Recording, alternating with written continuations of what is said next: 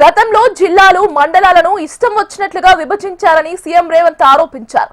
జిల్లాలు మండలాల రేషనలైజేషన్ విషయంలో పలు విజ్ఞప్తులు డిమాండ్స్ వచ్చాయన్నారు. త్వరలోనే జిల్లాల పునర్వ్యవస్థీకరణపై రిటైర్డ్ హైకోర్టు జడ్జితో ఒక కమిషన్ వేస్తామన్నారు. ఈ విషయంపై బడ్జెట్ సమావేశంలో అన్ని రాజకీయ పార్టీలతో చర్చించి విధి విధానాలు ఖరారు చేస్తామని సీఎం రేవంత్ స్పష్టం చేశారు. తొందరలోనే జిల్లాలు రకరకాలుగా నచ్చితే నజరానా టైపుల మండలాలు, రెవెన్యూ డివిజన్లు, జిల్లాలు ఆయన చేసిపోయాడు. ఇప్పుడు జిల్లా ఒక నియోజకవర్గం ఉంది, ఒక జిల్లా 14 నియోజకవర్గాలు ఉన్నాయి. రకరకాలుగా ఇర్రేషనల్గా చేసిండు. నిన్నమన్న అందరూ చర్చలు విజ్ఞప్తులు చేస్తారు. మా కొన్ని మండలాలు తీసి అనలేయండి, కొన్ని మండలాలు తీసి ఇన్లేయండి అని, లేకపోతే వరంగల్ అయితే వరంగల్ అనుకోకుండా మాది ఒకటే సిటీ 2 జిల్లాలు చేసిరు. మొత్తం మా ఉనికే మనుగడనే పోయింది, దాన్ని మొత్తం కలిపి ఒకటే జిల్లా చేయండి అని ఇట్లా రకరకాల డిమాండ్లు వస్తున్నాయి. మళ్ళీ పొలిటికల్ డెసిషన్స్ తీసుకుంటే న్యాయం జరగదు, సరైన విధంగా విభజన జరగదు. తొందరలోనే ఒక రిటైర్డ్ హైకోర్టు ఆర్ సుప్రీంకోర్టు జడ్జితో పాటు ఆఫీసర్స్ను, రెవెన్యూ, ఈ ఇతర శాఖలలో పనిచేసిన అధికారులతోని మనం ఒక కమిటీ వేసుకుందాం. నియోజకవర్గాల పునర్విభజన ఎట్లయితే గతంలో చేసినప్పుడు ఒక కమిషన్ వేసి ఆ కమిషన్ ద్వారా పబ్లిక్ హియరింగ్ చేసి వివిధ ప్రాంతాల పర్యటన చేసి ఎట్లయితే సమాచారాన్ని సేకరించి చేసిండ్రో, ఈరోజు మండలాలు కానీ, రెవెన్యూ డివిజన్లు కానీ, జిల్లాలు కానీ వీటిని తగ్గించడం అనను, పెంచడం అనను, వీటిని రేషనలైజ్ చేయడం అంటే వీటిని ఏ రకంగా చేయాలా, జిల్లాల మండలంలో ఎంత జనాభా ఉండాలి, రెవెన్యూ డివిజన్లో ఎంత జనాభా ఉండాలి, జిల్లాలో ఎంత జనాభా ఉండాలి అనేది ఒక ప్రాతిపదిక చేసుకోవాలి. ఒక దగ్గర 3 లక్షలు ఉండి ఒక దగ్గర 1 కోటి ఉండరు అనుకో, దీన్ని ఏ రకంగా మనము పరిపాలన చేయగలుగుతాం? ఇట్లాంటి సమస్యలు మా దృష్టికి వచ్చినాయి. తొందరలోనే దీనికి సంబంధించి రేపు బడ్జెట్ సమావేశాలలో పూర్తి స్థాయిలో చర్చ చేస్తాము. చేసి ఒక retired high court or supreme court judge నేతృత్వంలో ఒక కమిషన్ అపాయింట్ చేస్తాం. దివ్యాంగులకు మానవీయ కోణంలో సహకారం అందిస్తున్నామని సీఎం రేవంత్ రెడ్డి అన్నారు. ప్రజాభవన్ లో జరిగిన కార్యక్రమంలో బాల భరోసా పథకం, ప్రణామ్ డే కేర్ సెంటర్లను ప్రారంభించారు. ప్రత్యేక ప్రతిభావంతులకు సహాయ ఉపకరణాలను ఉచితంగా పంపిణీ చేశారు. దాదాపు 50 కోట్లతో పరికరాలను అందించామని రేవంత్ తెలిపారు. ప్రభుత్వం మీకోసం ఉందని చెప్పడానికే ఈ కార్యక్రమం నిర్వహించినట్లు వెల్లడించారు. దివ్యాంగులు ఒకరినొకరు పెళ్లి చేసుకుంటే 2 లక్షల రూపాయల ఆర్థిక సాయం చేస్తామని ప్రకటించారు. వారిని ఇతరులు పెళ్లి చేసుకున్నా ఆర్థిక సాయం అందిస్తామన్నారు. ఈ ప్రభుత్వం మీ పట్ల కుటుంబ సభ్యులను ఏ విధంగా అయితే ఆదరిస్తుందో ఆ విధంగా మీ అందరికీ అవకాశం కల్పించాలని నిర్ణయం తీసుకొని ఎప్పుడు లేని విధంగా 50 కోట్ల రూపాయలు కేటాయించి ఈనాడు మీకు సహాయం అందించడమే కాకుండా మీకు అవసరమైన పరికరాలను అందించి ఈ ప్రభుత్వం మీకోసం ఉన్నది ఒక విశ్వాసాన్ని కల్పించాలనే ప్రయత్నంలో భాగంగానే ఈనాడు మా మిత్రులు అడ్లూరు లక్ష్మణ్ గారు ఈ కార్యక్రమాన్ని ఏర్పాటు చేసి అన్ని జిల్లా కేంద్రాలలో ఈ కార్యక్రమాన్ని పెట్టి అందరికీ ఇక్కడి నుంచి ప్రభుత్వం తీసుకుంటున్న నిర్ణయాలను అందే విధంగా ఏర్పాటు చేయడం జరిగింది. అదేవిధంగా విద్యా రిజర్వేషన్లలో కానీ, ఉద్యోగ రిజర్వేషన్లలో కానీ దివ్యాంగులకు వాళ్ళకి ఇవ్వాల్సిన కోటా ఇవ్వడానికి అన్ని రకాలుగా మన ప్రభుత్వం నిర్ణయం తీసుకున్నది. ఇదే కాకుండా దివ్యాంగులే పెళ్లి చేసుకుంటే ఆర్థిక సహాయాన్ని 2 లక్షల రూపాయలు ఇవ్వాల్సిందిగా రాష్ట్ర ప్రభుత్వం ఈరోజు నిర్ణయం తీసుకొని మిమ్మల్ని ప్రోత్సహించే విధంగా, అదేవిధంగా దివ్యాంగులను ఇతరులు పెళ్లి చేసుకున్నా కూడా ఆర్థిక సహాయాన్ని అందించడం ద్వారా ఈ సమాజంలో దివ్యాంగులకు ఈ సమాజం మమ్మల్ని నిర్లక్ష్యంగా చూస్తుంది, మా పట్ల ఈ సమాజానికి ప్రేమ లేదేమో, గౌరవం లేదేమో అనే అనుమానాన్ని దూరం చేయడానికి ఈరోజు ఈ కార్యక్రమాలు తీసుకోవడం జరిగింది. మున్సిపల్ ఎన్నికల్లో కాంగ్రెస్ జెండాను ఎగురవేస్తానని టీపీసీసీ చీఫ్ మహేష్ కుమార్ గౌడ్ ధీమా వ్యక్తం చేశారు. రాష్ట్రంలో బీఆర్ఎస్ శకం ముగిసింది, వారి మాటలు ఎవరు వినే పరిస్థితి లేదన్నారు. కవిత ఆరోపణలకు కేటీఆర్, హరీష్ రావు ఎందుకు సమాధానం చెప్పడం లేదని ప్రశ్నించారు. రాజకీయాల కోసం బీజేపీ దేవుళ్ల పేరుతో ఓట్లు అడిగే హక్కు ఎవరిచ్చారని ప్రశ్నించారు. ఏడాదికి 2 కోట్ల ఉద్యోగాలు ఇస్తామని ప్రధాని మోదీ ఎన్నికల్లో గెలిచారు, కానీ ఉద్యోగాలు తొలగించిన చరిత్ర మోడీది అన్నారు. పథకాల పేర్లు మారిస్తే ప్రజలకు మేలు ఎలా జరుగుతుందని విమర్శించారు. మోడీ గారు ఏం చెప్పినారు 2014 ముందు? ఆనాడు కూడా కులం పేరుతో మతం పేరుతో ఎన్నికలు గెలిచినారు. కానీ ఏం చెప్పినారు? సంవత్సరానికి 2 కోట్ల ఉద్యోగాలు అన్నారు. మీ లోపల ఎవరికైనా ఉద్యోగం వచ్చిందా? కేంద్ర ప్రభుత్వం వచ్చిన తర్వాత సంవత్సరానికి 2 కోట్ల ఉద్యోగాలు అంటే ఇలా 12.5 సంవత్సరాల్లో దాదాపు 25 కోట్ల ఉద్యోగాలు రావాలి. ఉన్న ఉద్యోగాలు పీకేసిన ఘనత మోడీ గారిది. ఉన్న పబ్లిక్ సెక్టర్ యూనిట్లన్నీ మూసేసిన ఘనత మోడీ గారిది. లాభాల్లో ఉన్నటువంటి ఎల్ఐసిని అదాని అంబానీకి అమ్మే ప్రయత్నం చేసిన ఘనత మోడీ గారిది. ఒక్క బీదవాడి స్థితిగతులు మార్చలేని మీరు దేశాన్ని ఉద్ధరిస్తాం. ఎన్నికలు వస్తే చాలు హిందూ ముస్లిం దేవుళ్ళ పేర్లు తీసుకొచ్చి ఓట్లు రగల్చుకునే ప్రయత్నం అయితే చేస్తూ ఉందో బీజేపీ. ఇది సమాజానికి మంచిది కాదు. నా తమ్ముడైనా తయారసాబ్ కొడుకైనా మా నర్సారెడ్డి కొడుకైనా వినయ్ తమ్ముడైనా మా వేణు తమ్ముడు ఎవరైనా ఒకటే సిద్ధాంతం. ప్రజల్లో ఉండి ప్రజలు కావాలనుకుంటే వారికి బీఫామ్ ఇంటికి వస్తాయి. ఎక్కడ పైరు చేయాల్సిన అవసరం లేదు. నగరంలో కాంగ్రెస్ జెండా ఎగరవేస్తాం. మేయర్ సీటు కైవసం చేసుకుంటాం. ప్రజల జీవితాలు మారుస్తారని అనుకున్నాం. పేర్లు మార్చడానికి పరిమితం అయిపోయింది మోడీ సర్కార్. తెలుసా మీకు? దాదాపు 250-300 సంస్థల పేర్లు మార్చినారు. మహాత్మా గాంధీ యొక్క పేరును మండలం తీసేశారు. ఎంత అన్యాయం ఇది! పేర్లు మారుస్తే ఏమైందండి? మీ జీవితంలో ఏమైనా బాగుపడుతుందా? నేను పేరు మార్పు మాట్లాడే వారికి ఇతో చెప్తా ఉన్నాను. పేరు మార్చుడు కాదు నాయన, మా జీవితాలు మార్చడు. ఆదుకోవడంలో కాంగ్రెస్ రాష్ట్రాభివృద్ధి కోసం కృషి చేస్తున్న అధికారులు ప్రభుత్వ పెద్దలపై అసత్య ఆరోపణలు చేయడం సరికాదని విమర్శించారు మంత్రి శ్రీధర్ బాబు. పెద్దపల్లి జిల్లా మంతనిలో అభివృద్ధి కార్యక్రమాల్లో పాల్గొన్న శ్రీధర్ బాబు ఏమైనా ఉంటే రాజకీయ పరంగానే ముందుకు తీసుకెళ్లాలని ఆయన అన్నారు. సోషల్ మీడియాలో అసత్య ప్రచారాలను వైరల్ చేయడం సరికాదని ప్రస్తావించారు. సీఎం రేవంత్ సహకారంతో జిల్లా అభివృద్ధికి పాటుపడతామని, మార్పు చూపిస్తామని మంత్రి శ్రీధర్ బాబు హామీ ఇచ్చారు. ఐఏఎస్ ఆఫీసర్ల మీద పేరు రాయకుండా, దానికి తోడు మరి ప్రభుత్వంలో ఉన్న పెద్దల పైన కొన్ని మీడియా సందర్భంగా వచ్చినాయి. తప్పకుండా దాన్ని మేము ఖండిస్తా ఉన్నాం. దాంట్లో కొన్ని మీడియాలలో ప్రధానంగా సోషల్ మీడియాకు సంబంధించి వచ్చే కొంతమంది సహచరులకు సంబంధించిన మరి ఎవరిదో ఏదో పేరు పెట్టకుండా ఇష్టారాజ్యంగా ఆ విధంగా చేయడం అనేది, ఎందుకంటే ఈరోజు ప్రభుత్వం చేస్తా ఉన్న అనేక కార్యక్రమాలు ఈ విషపూరితమైన మరి కొన్ని సోషల్ మీడియా ప్లాట్ఫామ్స్ ఈ విధంగా చేయొద్దని, ఎందుకంటే దాంట్లో అధికారులను కూడా మరి ఆ జిల్లాలకు సంబంధించిన అధికారులని పెట్టడం జరిగింది. ఎవరు ఏమైనప్పటికీ నేరుగా ఆ విధంగా ప్రస్తావన చేయడం మంచిది కాదు. ఈ ప్రజాస్వామ్యంగా రాజకీయ పరంగా ఏదన్నా వైరుధ్యాలు ఉన్నా ఏదైనా ఉన్నా రాజకీయ పరంగా ముందుకు తీసుకెళ్లాల్సిన ప్రయత్నం చేయాలి.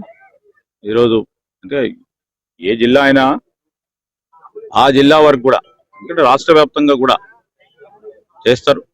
అందుకోసమే ఈరోజు అందరికి కూడా అపీల్ చేస్తా ఉన్నాం. ఇది కరెక్ట్ కాదని కొంతమంది సోషల్ మీడియాకు సంబంధించిన ప్లాట్ఫామ్స్కి సంబంధించిన మిత్రులకు కూడా, లేకుంటే ఒక ప్రధానమైన మరి టీవీ ఛానల్లో వచ్చిన వైనాన్ని కూడా ఖచ్చితంగా కూడా ఖండిస్తా ఉన్నాం. అధికారులు నిష్పక్షపాతంగా వారు పనిచేస్తా ఉన్న సందర్భంలో వారికి మోరల్ గా ముందుకు తీసుకెళ్లే ప్రయత్నం చేయాలని, ఈ విధంగా చేయొద్దని అపీల్ చేస్తాం. జిల్లాల తొలగింపు దుష్ప్రచారంపై బీఆర్ఎస్ వర్కింగ్ ప్రెసిడెంట్ కేటీఆర్ ఘాటుగా స్పందించారు. గద్వాల, వనపర్తి, నారాయణపేట జిల్లాలను తొలగిస్తామంటే అగ్గి రాజుకుంటుందని, అది కాంగ్రెస్ ప్రభుత్వాన్ని దహిస్తుందని హెచ్చరించారు. తెలంగాణలో రాబోయేది బీఆర్ఎస్ ప్రభుత్వమేనని, రానున్న మున్సిపల్ ఎన్నికల్లో బీఆర్ఎస్ నే గెలిపించాలని ప్రజలను కోరారు.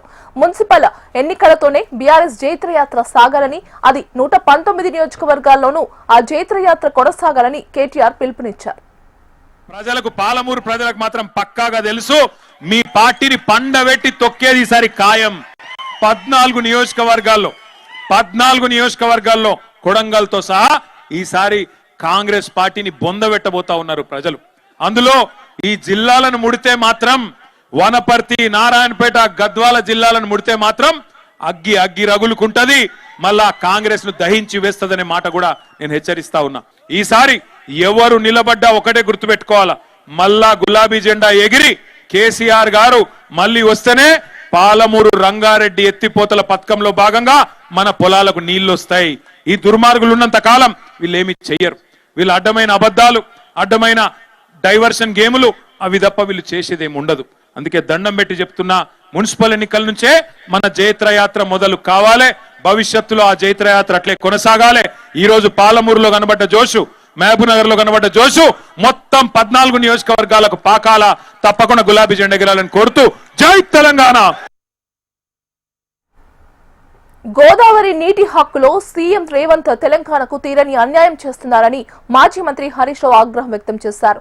విచారణ అర్హత లేని పిటిషన్ వేసి ఏపీ ప్రభుత్వం అక్రమంగా నిర్మిస్తున్న పోలవరం నల్లమల సాగర్ ప్రాజెక్టుకు సహకరిస్తున్న రేవంత్ నిజస్వరూపం సుప్రీంకోర్టు సాక్షిగా బట్టబయలైందన్నారు. తెలంగాణ ముఖ్యమంత్రిగా ఉండి రాష్ట్రానికి రావాల్సిన గోదావరి నీటి హక్కులను ఏపీకి దారదత్తం చేస్తున్నారని మండిపడ్డారు. నమస్కారం. విచారణ అర్హత లేనటువంటి పిటిషన్ను వేసి మరొకసారి తెలంగాణ రాష్ట్రానికి, తెలంగాణ ప్రజలకు నీళ్లలో తీరని ద్రోహం చేసింది రేవంత్ రెడ్డి ప్రభుత్వం. ఈరోజు సుప్రీంకోర్టులో తెలంగాణ ప్రభుత్వం వేసిన పిటిషన్ డిస్మిస్ చేయడము, తెలంగాణ రాష్ట్ర ప్రభుత్వం తిరిగి మేము సూట్ రూపంలో వస్తామని చెప్పడం అంటేనే ఇది ఇవాళ రాష్ట్ర ప్రభుత్వం యొక్క పూర్తి వైఫల్యం. అదేవిధంగా గతంలో మీరు చూసినట్టయితే ఆంధ్రప్రదేశ్ ప్రభుత్వం పాలమూరు ఎత్తిపోతల పథకం మీద ఆంధ్రప్రదేశ్ రైతులతో కేసు వేయించి అందులో ఆంధ్రప్రదేశ్ ప్రభుత్వం ఇంప్లీడ్ అయి ఆనాడు మన పాలమూరు ఎత్తిపోతల పథకం మీద స్టే తెచ్చింది ఆంధ్రప్రదేశ్ ప్రభుత్వం. మరి మీరు పెట్టుకున్న మీ కాంగ్రెస్ ఎంపీ, మీ న్యాయవాది సింఘ్వి గారికి ఈ మాత్రం విషయం తెలియదా? అంటే ఈరోజు మీరు కావాలని ఉద్దేశపూర్వకంగానే ఈ యొక్క బలహీనమైనటువంటి రిట్ పిటిషన్ వేసి తెలంగాణ ప్రజలకు తీవ్రమైన అన్యాయం చేశారు. సంక్రాంతి కానుకగా గోదావరి నీళ్ల వాటా హక్కును సీఎం రేవంత్ ఏపీకి అప్పగించారని ధ్వజమెత్తారు మాజీ మంత్రి జగదీశ్వర్ రెడ్డి. రాజకీయ ప్రయోజనాల కోసమే గోదావరి, కృష్ణా జలాలను తాకట్టు పెడుతున్నారని ఆగ్రహం వ్యక్తం చేశారు. చంద్రబాబు కనుసన్నల్లోనే ఇదంతా జరుగుతుందని ఆరోపించారు. సంక్రాంతి కానుకగా చంద్రబాబుకు గోదావరిని అప్పచెప్తాడని చెప్పి అనుకుందేదో జరిగిపోతా ఉంది. వాస్తవానికి ముఖ్యమంత్రులు, ఉప ముఖ్యమంత్రులు, మంత్రులు కోర్టులకు పోయి అక్కరలేదు. వీళ్ళు చట్టసభలలో చేస్తే చాలు పనులు. కానీ వీళ్ళ రాజకీయ ప్రయోజనాల కొరకు గోదావరి కృష్ణలను తాకట్టు పెడుతున్నారు. గోదావరి కృష్ణలను అప్పచెప్పి వీళ్ళు పదవి నిలుపుకోవడం కొరకు, వీళ్ళ మీద కేసులు రాకుండా చేసుకోవడం కొరకు, కేంద్రం నుంచి, బీజేపీ నుంచి వీళ్ళ తోలు కాపాడుకోవడం కొరకు, స్కిన్ సేవింగ్ కొరకు చేస్తున్న దుర్మార్గం ఇది. చంద్రబాబు నాయుడు కనుసన్నల్లో, మోడీ కనుసన్నల్లో వాళ్ళను సంతోషపరచడం కొరకు, వాళ్ళని సంతృప్తిపరచడం కొరకు చేస్తున్న దుర్మార్గం ఇది. విబిజీ రామ్జీ పథకంపై ప్రతిపక్షాలు అసత్య ప్రచారాలు చేస్తున్నాయని కేంద్ర మంత్రి కిషన్ రెడ్డి అన్నారు. ఈ పథకంలో పారదర్శకత, జవాబుదారీతనం తీసుకొచ్చామని తెలిపారు. 100 రోజుల పని దినాలను 125 రోజులకి పెంచామన్నారు. గతంలో కూలీల పేరుతో నకిలీ జాబ్ కార్డులు తయారు చేసే దళారీ వ్యవస్థను పూర్తిగా నిర్మూలించడం జరిగిందని వివరించారు. రామ్జీ ఏదైతే కేంద్ర ప్రభుత్వం అనేక సంస్కరణలతో అనేక మార్పులు చేర్పులు చేసి దేశానికి, పేద ప్రజలకు, వ్యవసాయ రంగానికి మరింత మేలు చేయాలి అనేటువంటి ఒక ఉదాత్తమైనటువంటి లక్ష్యంతో తీసుకొచ్చినటువంటి పథకం. మేమేదో ఈ యొక్క గ్రామీణ ఉపాధి హామీ పథకం తీసుకొస్తే దాన్ని నీరుగార్చేటువంటి ప్రయత్నం చేస్తున్నారు అనేటువంటి ఒక తప్పుడు ప్రచారము ఈరోజు కొన్ని ప్రతిపక్ష పార్టీలు చేస్తూ ఉన్నాయి. నరేంద్ర మోడీ గారు ప్రధానమంత్రి అయిన తర్వాత అనేక రకాల సంస్కరణలు తీసుకొస్తుంది. హైదరాబాద్ వ్యాప్తంగా చైనా మాంజాపై స్పెషల్ డ్రైవ్ ముమ్మరంగా కొనసాగుతుందని సిపి సజ్జనార్ సోషల్ మీడియాలో వెల్లడించారు. 4 రోజుల్లో 43 లక్షల విలువైన 2150 బాబిన్లను పోలీసులు సీజ్ చేశారని గుర్తు చేశారు. పర్యావరణానికి, పక్షులకు, మనుషుల ప్రాణాలకు ముప్పు కలిగించే నిషేధిత మాంచాను విక్రయిస్తున్న వ్యవహారంలో 29 కేసులు నమోదు చేసి 57 మందిని అరెస్ట్ చేశామన్నారు. గత నెల రోజుల్లో 132 కేసుల్లో 1,68 లక్షల విలువైన 8,376 బాబిన్లను స్వాధీనం చేసుకుని 200 మందిని అరెస్ట్ చేశామన్నారు. సురక్షితమైన దారాలను వాడుతూ ఆనందంగా సంక్రాంతి పండుగను జరుపుకోవాలని సిపి సజ్జనార్ ప్రజలకు సూచించారు.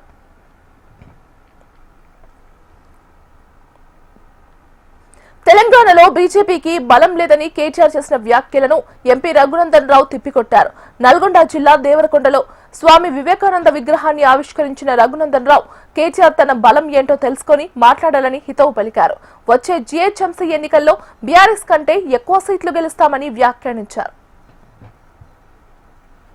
పైసలున్నాయి కదా అని ప్రజల చేత తమ మీడియా సంస్థల చేత తప్పుడు ప్రచారాలు చేసుకుంటున్నటువంటి ఒక వ్యక్తి ఏం మాట్లాడుతున్నాడంటే బీజేపీకి బలం లేదు బలగం లేదని సోయి లేకుండా మాట్లాడుతున్నాడు.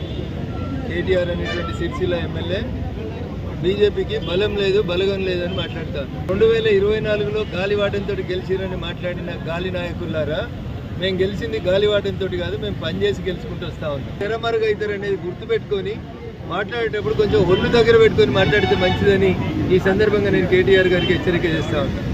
ఏదో మున్సిపాలిటీలో మేము గెలుస్తాం, మున్సిపాలిటీలో 100 గెలుస్తామని తొడలు కొట్టిండు. పోయినసారి జీహెచ్ఎంసీ 100 వస్తాయని చెప్పిండు. వాళ్ళకి మాకు మధ్యలో ఉన్నటువంటి తేడా మాకు 48 వస్తే వాళ్ళకి 53 వచ్చింది.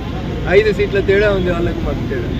ఈసారి జీహెచ్ఎంసీ ఎన్నికలలో కేటీఆర్ గారు నేను చెప్తా ఉన్నాను, నువ్వు 10 ఏళ్ళు ఏదో భాగ్యనగరాన్ని బాగా పొడిచినా అభివృద్ధి చేసినా అని చెప్తున్నావు కదా, ఆ జీహెచ్ఎంసీ ఎన్నికలలో నీకంటే 4 సీట్లు ఎక్కువ తెచ్చుకుంటామని చెప్పి ఈ సందర్భంగా కేటీఆర్కి నేను సవాల్ చేశాను. హైదరాబాద్ లోని ప్రతి బస్తీలో పీజీఆర్ ముద్ర ఉంటుందని, కార్మిక నాయకుడిగా ఎన్నో పోరాటాలు చేసిన ఘనత పీజీఆర్ దని అన్నారు ఎమ్మెల్సీ బల్మూరి వెంకట్. పీజీఆర్ 78వ జయంతి సందర్భంగా ఖైరతాబాద్ లో ఆయన కూతురు విజయారెడ్డి ఆధ్వర్యంలో వేడుకలు నిర్వహించారు. పార్టీలకు అతీతంగా అందరూ గౌరవించే నేత పీజీఆర్ అని వ్యాఖ్యానించారు. పీజీఆర్ గారు అంటే కేవలం ఒక పేరు కాదు. పీజీఆర్ గారు ఏదైతే ప్రజల కోసము, బడుగు బలైన వర్గాల కోసం, ముఖ్యంగా హైదరాబాద్ పట్టణంలో ఏదైనా నాయకుని పేరు తప్పనిసరిగా మాట్లాడాల్సిన పరిస్థితి ఏర్పడుతుంది. పరిస్థితి ఏదైతే ప్రజల కోసం పనిచేసిన వ్యక్తి ఎవరు ఉన్నారంటే వారు పి జనార్దన్ రెడ్డి గారు. ఏదైతే పి జనార్దన్ రెడ్డి గారు ఉమ్మడి ఏదైతే ఖైరతాబాద్ నియోజకవర్గం దాదాపు ఈ రోజు అది ఏదైతే పెరిగిన హైదరాబాద్ లో వివిధ నియోజకవర్గాల్లో ఏదైతే పెరిగిన ఆ ప్రాంతం అన్ని కూడా అక్కడ స్లమ్స్ గాని, అక్కడ ప్రజలందరి సమస్యల పైన అల్పెరుగని పోరాటం చేసి ఈ రోజు కూడా పీజీఆర్ గారి పేరు చెప్తే ఏ రాజకీయ పార్టీ అన్నా, రాజకీయాలన్నా ప్రతి ఒక్కరు కూడా హైదరాబాద్ లో వారి యొక్క ప్రసంగాన్ని ప్రారంభించాలన్నా, ఏదైనా హైదరాబాద్ ప్రజల సమస్యల పైన మాట్లాడాలన్నా పి జనార్దన్ రెడ్డి గారి పేరు చెప్పకుండా మాట్లాడలేని పరిస్థితి ఆ రకంగా పీజీఆర్ గారు పనిచేయడం జరిగింది. జిల్లాలు ఎక్కువ అవటం కారణంగా అభివృద్ధి కుంటుపడుతుందని ఎంపీ చామల కిరణ్ కుమార్ అన్నారు. జిల్లాలను ప్రక్షాళన చేసే విషయంలో సీఎం అధికారికంగా ఎలాంటి ప్రకటన చేయలేదని తెలిపారు. జనగామ జిల్లా విషయంలో ప్రభుత్వం ఇంకా ఎలాంటి నిర్ణయం తీసుకోలేదన్నారు. జిల్లాను తీసివేసే ఉద్దేశం ఉంటే ప్రభుత్వం తప్పకుండా ప్రజల అభిప్రాయాలు తీసుకుంటుందని తెలిపారు. చర్చకు వచ్చింది ఏంటంటే జిల్లాలు కొంచెం గతంలో 33 జిల్లాలు చేసిర్రు. ఈరోజు దాన్ని అడ్మినిస్ట్రేషన్ ప్రాబ్లమ్స్ ఉన్నాయి, కొన్ని ఎక్కువ జిల్లాలు కావడం వల్ల అభివృద్ధి కూడా కుంటుపడుతుంది. ఇది ఎందుకంటే హైదరాబాద్లో కూడా మీరు చూసి జిహెచ్ఎంసీని కూడా ఎక్స్పాండ్ చేశారు.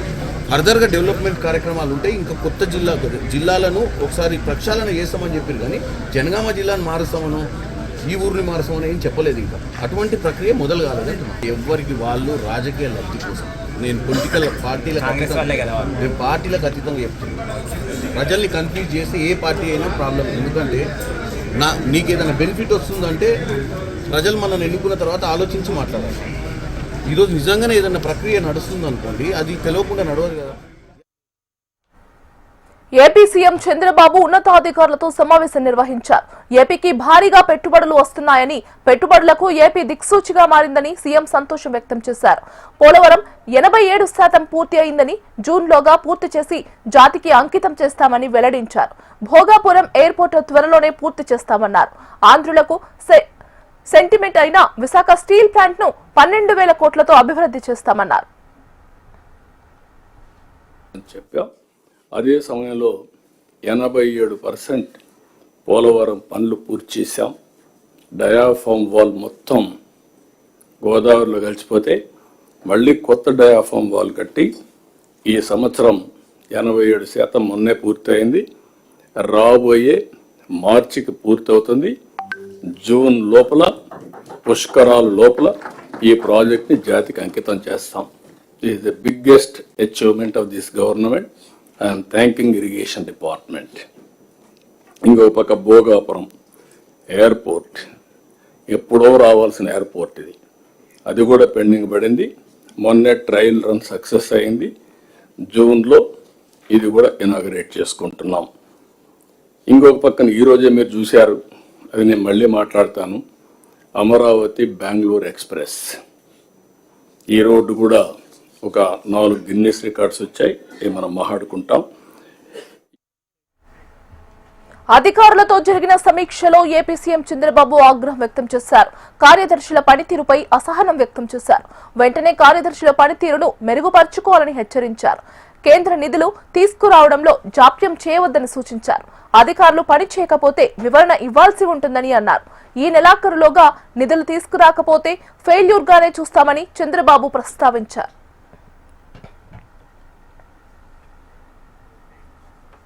PSLV C62 ప్రయోగంలో ఉత్కంఠ నెలకొంది.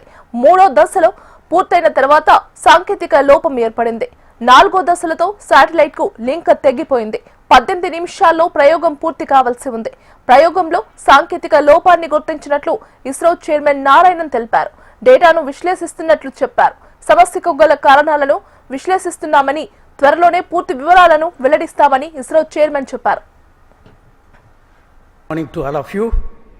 Today, we had attempted the PSLV C62 EOS N1 mission. The PSLV vehicle is a 4-stage vehicle with 2 solid stages and 2 liquid stages. The performance of the vehicle up to the end of, close to the end of third stage was as expected. Close to the end of the third stage, we are seeing little more disturbance in the vehicle roll rates, and subsequently there is a deviation observed in the flight path. We are analyzing the data and we shall come back at the earliest. Thank you. Ahmedabad లో అంతర్జాతీయ kite festival ఘనంగా నిర్వహించారు. Germany vice chancellor Friedrich Merz తో కలిసి ప్రధాని మోదీ ఈ వేడుకల్లో పాల్గొని పతంగి ఎగురవేశారు. ఈ సందర్భంగా కళాకారుల సాంస్కృతిక ప్రదర్శనలు ఎంతగానో ఆకట్టుకున్నాయి.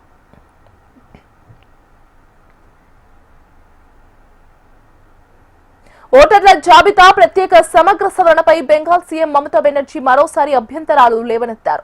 ఈ ప్రక్రియ కోసం వినియోగిస్తున్న 2002 నాటి ఓటర్ల జాబితా డిజిటలైజేషన్ ప్రక్రియలో లోపాలు చోటు చేసుకున్నాయని ఆరోపించారు. ఈ ప్రక్రియ ద్వారా నిజమైన ఓటర్లు తీవ్ర ఇబ్బందులకు గురవుతున్నారని పేర్కొన్నారు. ఈ మేరకు సిఈసి జ్ఞానేష్ కుమార్ కు లేఖ రాశారు. మమతా బెనర్జీ ఆర్టిఫిషియల్ ఇంటెలిజెన్స్ ఆధారంగా 2002 నాటి ఓటర్ల జాబితా డిజిటలైజేషన్ చేపట్టారని, అందులో ఓటర్ల వివరాల్లో తీవ్ర తప్పిదాలు చోటు చేసుకున్నాయని మమత ఆరోపించారు. గత 2 దశాబ్దాలుగా ఓటర్ల జాబితా సవరణకు అనుసరించిన విధానాలను ఎన్నికల సంఘం పక్కన పెట్టిందని విమర్శించారు. ఈసీ తన సొంత పద్ధతులను విస్మరించడం రాజ్యాంగ స్ఫూర్తికి విరుద్ధమన్నారు. ఇక ఎస్ఐఆర్ సమయంలో సమర్పించిన పత్రాలకు సరైన రసీదు కూడా ఇవ్వడం లేదన్న మమత సున్నితత్వం, మానవీయతను పట్టించుకోవడం లేదని లేఖలో పేర్కొన్నారు.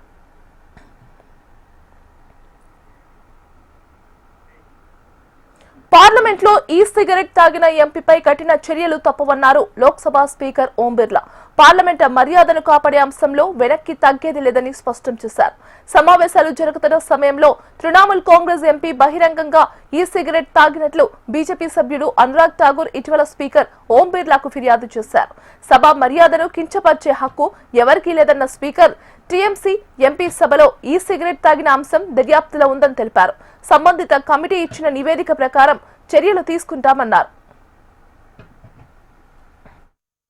संसद में पिछले सत्र में ई सिगरेट का एक मामला आया था, आपने कहा था कि उसकी जांच होगी, क्या कुछ बात आगे बढ़ी है?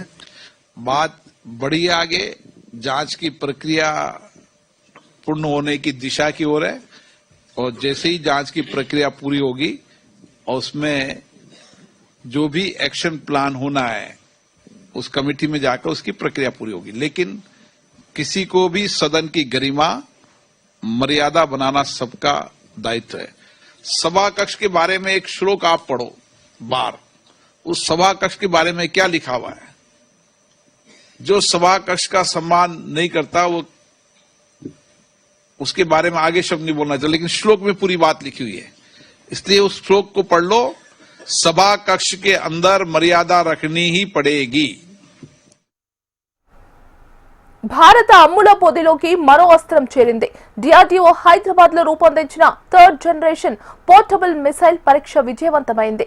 మహారాష్ట్రలోని అహల్యానగర్ లో యాంటీ ట్యాంక్ గైడెడ్ మిసైల్స్ ను ప్రయోగించగా టార్గెట్ ను సక్సెస్ఫుల్ గా ధ్వంసం చేసింది ఈ మిసైల్. పూర్తి స్వదేశీ పరిజ్ఞానం, కదులుతున్న లక్ష్యాలను ఛేదించే సామర్థ్యంతో డిఆర్డీఓ, డీసీపీపీ సంస్థలు యాంటీ ట్యాంక్ గైడెడ్ మిసైల్స్ ను తయారు చేశాయి.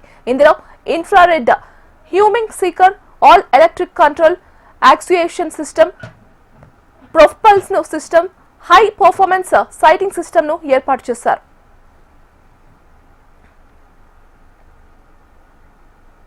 వందే భారత్ స్లీపర్ ట్రైన్ త్వరలో పట్టాలెక్కనున్న నేపథ్యంలో ఛార్జీలను నిర్ధారించింది రైల్వే శాఖ. కోల్కతా టు గువాహటి మధ్య ట్రైన్ ప్రారంభం కానుండగా ఇందులో 3 టైర్ ఏసీకి మినిమం ఛార్జ్ 960 రూపాయలుగా నోటిఫై చేశారు. 400 కిలోమీటర్ల వరకు ఇదే ఛార్జ్ వర్తించనుంది. ఇక అంతకు మించిన కిలోమీటర్లకు ధర పెరగనుండగా గరిష్టంగా 3 టైర్ ఏసీలో 8400గా నిర్ధారించారు. 2 టైర్ ఏసీలో మినిమం ఛార్జ్ 1240, గరిష్ట ఛార్జీ 10,850 ఉండనుంది. 1 టైర్ ఏసీలో కనీస ఛార్జీ 1520 రూపాయలు కాగా గరిష్టంగా 13,300గా నోటిఫై చేసింది రైల్వే శాఖ. ఇక మిగిలిన రైళ్లలో వందే భారత్ స్లీపర్ లో ఆర్ఏసీ సిస్టమ్ తొలగిస్తున్నారు. ఇందులో టికెట్ కన్ఫర్మ్ అయిన వారికే ప్రయాణానికి అనుమతిస్తారు. వెయిటింగ్ లిస్ట్, పాక్షికంగా కన్ఫర్మ్ అయిన ప్రయాణికులను కూడా ఈ రైలులో ప్రయాణానికి అనుమతించరు. అధునాతన టాయిలెట్లు, రీడింగ్ లైట్ల, ఛార్జింగ్ పాయింట్లు, ప్రమాదాల నివారణ వ్యవస్థలతో వందే భారత్ స్లీపర్ రైళ్లను తయారు చేశారు. టాప్ స్పీడ్ 180 కిలోమీటర్లు కాగా ట్రాక్ల సామర్థ్యం ఆధారంగా 130 కిలోమీటర్ల వేగంతో వెళ్లే అవకాశం ఉంది.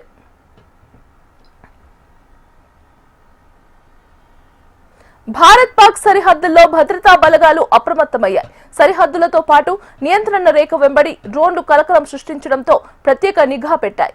నిన్న సాయంత్రం పూంచ్, రజౌరీ సెక్టార్లలో పాకిస్తాన్ వైపు నుంచి పలు డ్రోన్లు భారత్ భూభాగంలోకి ప్రవేశించి కాసేపు చక్కర్లు కొట్టి వెళ్లాయి. దీంతో పాటు ఇంటెలిజెన్స్ వర్గాలు కూడా రాజ్పురా ప్రాంతానికి దగ్గరగా శాటిలైట్ కమ్యూనికేషన్ ను గుర్తించాయి.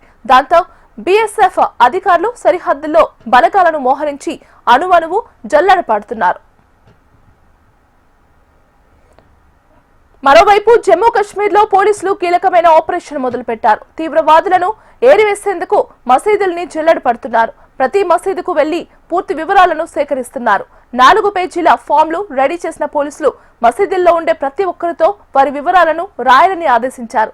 మసీదులు నిర్వహించే ఇమాంల దగ్గర నుంచి ప్రార్థనలు చేయించేవారు, సేవా కార్యక్రమాలు చూసే వారితో పాటు అక్కడికి వచ్చే వారి సంఖ్య, వారి పేర్లు, ఇతర వివరాల్ని కూడా నమోదు చేసుకుంటున్నారు.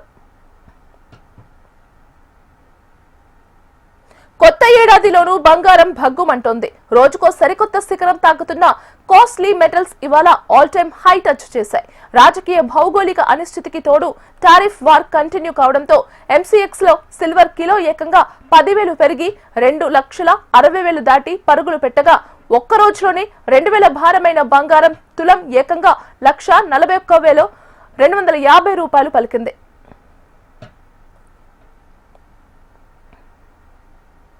రష్యా జెండాతో వెళ్తున్న వెనెజువేలా మారినెరా నౌకతో పాటు మరో నౌకను అమెరికా సీజ్ చేసింది. అయితే మారినెరా పేరుతో ఉన్న నౌక సిబ్బందిలో 3 భారతీయులు ఉన్నట్లు రష్యా మీడియా ఇప్పటికే వెల్లడించింది. వారు హిమాచల్ ప్రదేశ్, కేరళ, గోవాకు చెందిన వారు కాగా హిమాచల్ ప్రదేశ్ లోని పాలంపూర్ కు చెందిన Rakshit Chauhan merchant navy officer. వచ్చే నెల ఆయన వివాహం జరగాల్సి ఉంది. జాతీయ మీడియా కథనాల ప్రకారం చౌహాన్ ను రష్యా సంస్థ తొలిసారి సముద్రంపై విధులకు పంపింది. అది వెనిజువేలాకు జనవరి 7న చివరిసారి చౌహాన్ తో మాట్లాడామని ఆయన కుటుంబం వెల్లడించింది. ఆ తర్వాత కొన్ని గంటలకే అమెరికా దళాలు నౌకను సీజ్ చేశాయి. తమ కుమారుడు సురక్షితంగా తిరిగి వచ్చేలా చూడండి అని రక్షిత్ తల్లి రీతాదేవి ప్రధాని మోదీని అభ్యర్థించారు. ఫిబ్రవరి 19న తన కొడుకు వివాహాన్ని నిశ్చయించామని చెప్పారు. 5 రోజుల పాటు నష్టాలు చవిచూసిన దేశీయ స్టాక్ మార్కెట్లు లాభాలతో గట్టెక్కాయి. యుఎస్ఏ నుంచి వచ్చిన సానుకూల సంకేతాలు ఇన్వెస్టర్లలో విశ్వాసం నింపడంతో సూచీలు తిరిగి పుంజుకున్నాయి. సెన్సెక్స్ 302 పాయింట్లు లాభపడి 83,878 దగ్గర స్థిరపడింది. నిఫ్టీ 107 పాయింట్ల లాభంతో 25,790 దగ్గర ముగిసింది.